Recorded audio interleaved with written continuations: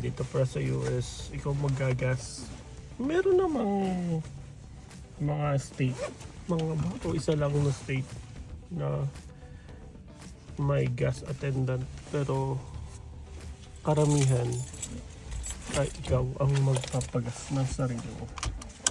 Okay.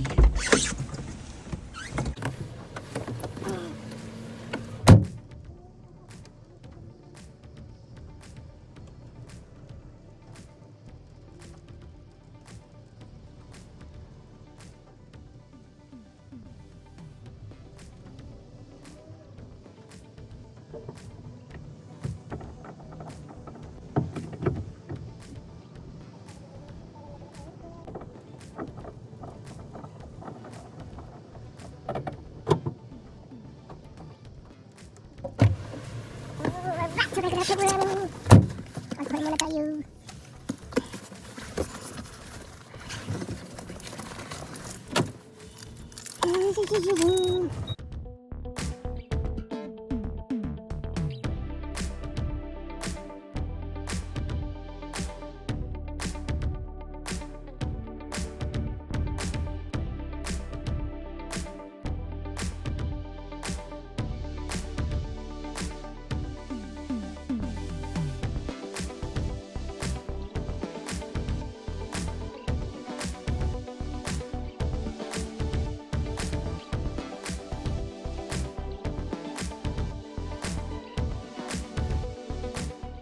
Mabenta na naman mga kapihan ngayon. So, bakit ako gumawa ng bagong YouTube channel? Kasi meron ako YouTube channel dati 2016, kasi mga travel yun. So ngayon naisip ko,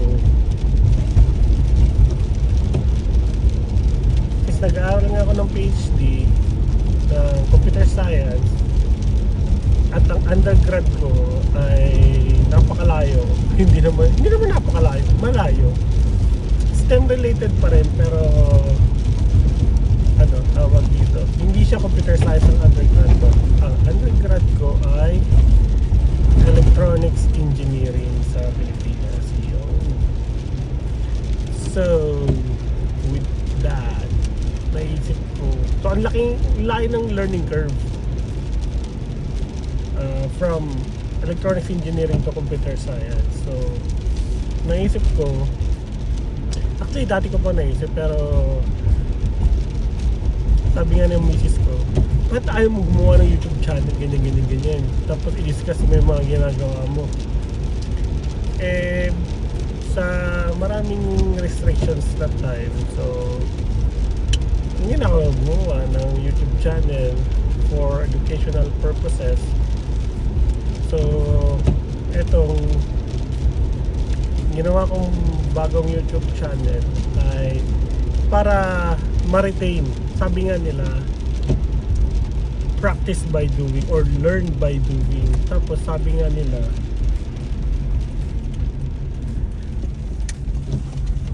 wait lang, lumiko kasi ako. So sabi nila, kung mai-share mo o maituturo mo sa iba yung natutunan mo, pwede kang maging effective na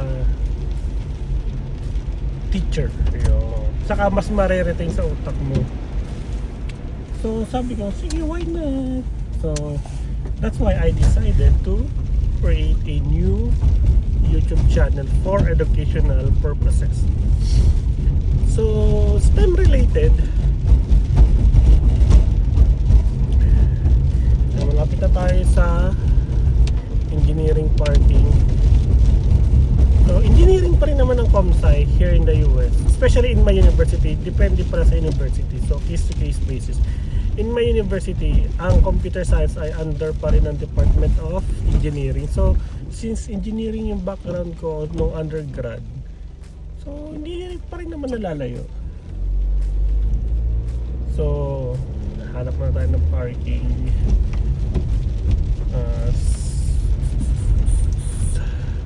Winter break pa ngayon, kaya hindi pa masyadong mahirap maghanap ng parking. Pero pagdating ng pasukan, sobrang hirap maghanap ng parking. Sobrang hirap.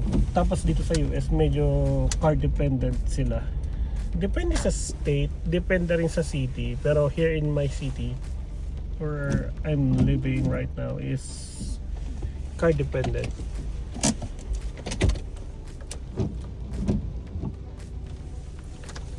Okay, so ayun natin. Tapos sama kayo sa akin sa aking lab para makita nyo yung saan ako nag-aaral.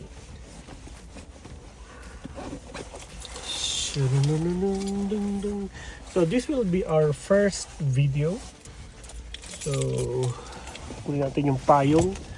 Halata mo yung mga asyano dito. Kasi kami lang yung nakapayong. So, nakapasok na tayo sa university. Walang masyadong estudyante kasi nga nakasok ko na sinabi ko kanina sa center pa. Winter break pa.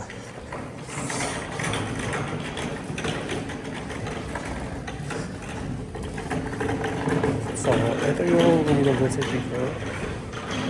Kansas State University College of Engineering. Carl R. Ice. Pangalan, mahirap yung kalungan. Anyway, let's go to my lab.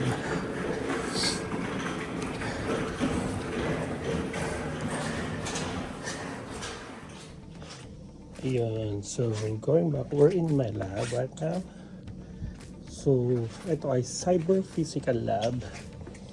So, may mga STM kami dito. Meron kami mga NVIDIA developer kits. Meron kami Raspberry Pi. Ito yung ginamit ko nung MS ko, nung Masters ko. Siyempre, ito yung desk ko. Napakagulo, no? May ginagawa akong robotic stuff dyan. May libro rin doon. Yung payag na ginamit natin kanina, Febrera, baka naman.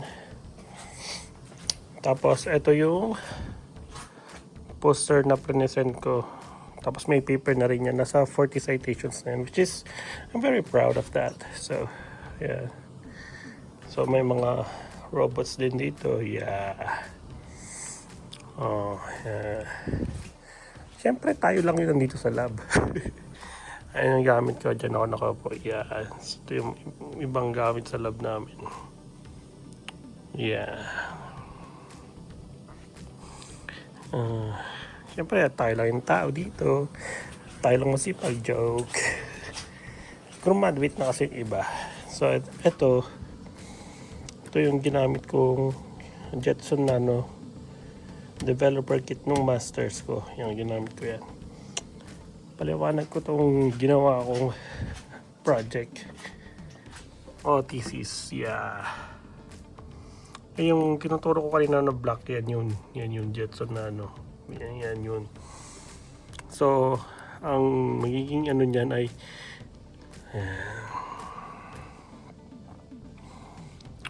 ayan, naintindihan nyo na.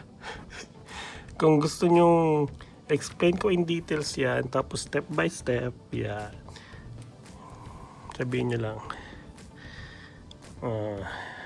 Okay, so yung paper nito nasa 40 citations na, so which is very proud. Nakaka-proud talaga. In collaboration with Kansas State College of Engineering and USD ARS. Tapos present ko yan sa SPIE na journal. Okay. Conference. Yeah. Okay. So magtatrabaho muna tayo. Ito yung ginagawa ko. Ito ay Jetson Nano Orin. Raspberry Pi stepper motor.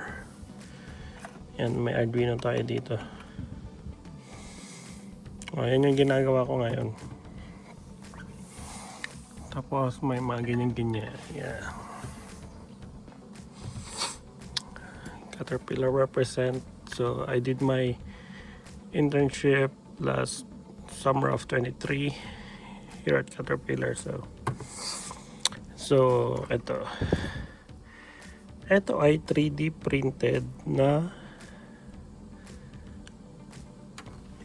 seed. Nawala yung seed dun. Anyway, yun ba yung seed? Wala. Nawala. Baka nahulog. Anyway, yun muna for now. At least nakita niyo yung lab ko kung saan ako nagtatrabaho. And then, comment lang or post a question if you have one. Or yun nga, kung gusto nyo i-detailed explain natin yun. Yun, yan.